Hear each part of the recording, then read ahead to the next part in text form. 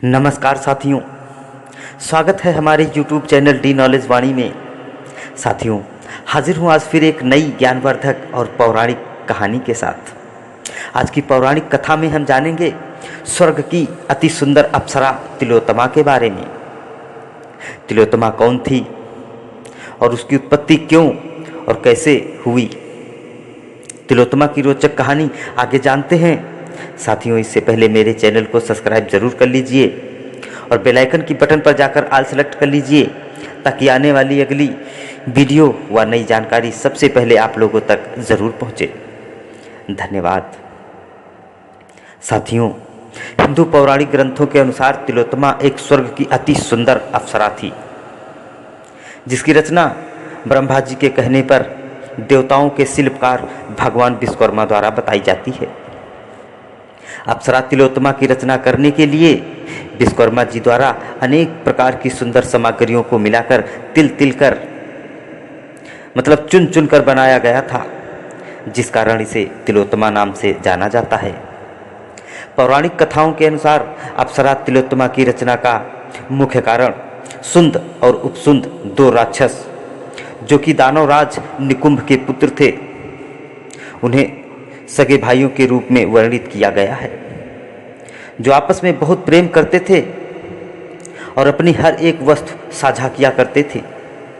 एक बार दोनों भाइयों ने विंध्य पर्वत पर घोर तपस्या करी, जिससे सृष्टि के देव ब्रह्मा जी को उन्हें वरदान देने के लिए मजबूर होना पड़ा और उन्होंने महान शक्ति और अमर होने का वरदान मांगा।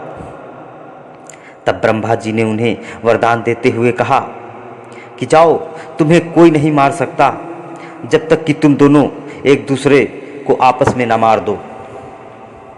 ब्रह्मा जी से वरदान पाकर दोनों राक्षसों ने स्वर्ग पर हमला बोल दिया और देवताओं को स्वर्ग से भगा दिया।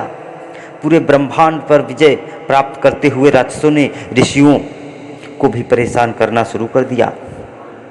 तब देवताओं ने और ऋषियों ने भगवान ब्रह्मा की शरण ली। तत्पश्चात ब्रह्मा जी ने देव वस्तुकार विश्वकर्मा जी को अति सुंदर अप्सरा बनाने का आदेश दिया और विश्वकर्मा ने तीनों लोकों अर्थात स्वर्ग, पृथ्वी, पाताल के सभी रत्नों में से जो सुंदर था सब एकत्र किया और एक अनुपम सुंदरी को अपूर्व सौंदर्य के साथ उत्पन्न किया।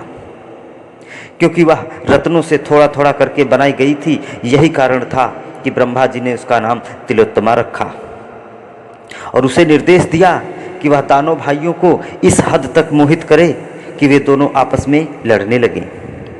समय के साथ एक बार सुंद और उपसुंद महिलाओं के साथ आलिंगन का आनंद ले रहे थे और विंध्य के पहाड़ों में एक नदी किनारे शराब पीने में तल्लीन थे। अवसर पाकर तिलोत्तमा वहां जाकर और उनके सामने एक पेड़ से फूल तोड़ने लगी। अपने प्रचंड आक्रोश और शक्ति व शराब के नशे में चूर सुंद और उपसुंद ने तिलोत्तमा को पकड़ लिया और दोनों भाई उसे अपनी अपनी पत्नी बनाने के लिए भिड़ने लगे। शराब के नशे में चूर दोनों भाइयों में युद्ध शुरू हो गया। धीरे धीरे युद्ध इतना बढ़ गया कि युद्ध ने घोर युद्ध शुरू कर दिया। एक दूसरे की जान लेने पर उतारू हो गए दोनों भाई। अंततः दोनों राक्षसों ने एक दूसरे का वध कर दिया और इस प्रकार तिलोत्तमा द्वारा सुंद और उपसुंद का वध हो जाता है। इससे सारे देवता प्रसन्न होकर अप्सरा तिलोत्तमा को बधाई देते हुए ब्रह्मा जी उसे पूरे ब्रह्मांड में स्वतंत्र रूप से घूमने का अधिकार देते हैं और कभी भी न खत्म होने वाला सौंदर्य प्रदान करते हैं। तो साथियों, ये थी स्वर्ग की अप्सरा अति सुंदर तिलोत्तमा अप्सरा की कहानी। आशा करते हैं आप लोगों को ज़रूर पसंद आई होगी। कहानी कैसी लगी ये कमेंट में ज़रूर बताइएगा।